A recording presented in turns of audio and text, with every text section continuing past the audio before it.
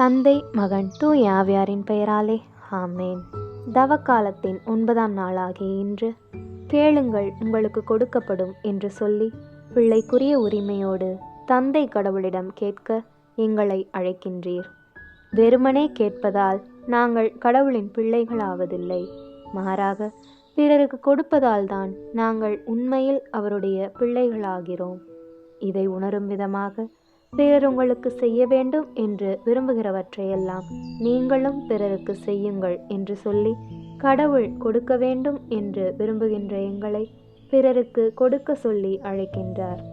எனவே இத்தவ காலத்தில் கேட்பதால் அல்ல, மாறாக பிறரின் தேவையை அறிந்து அவர்களுக்கு தந்து இறைவனின் பிள்ளைகளாக மாற வரம் வேண்டுவோம்.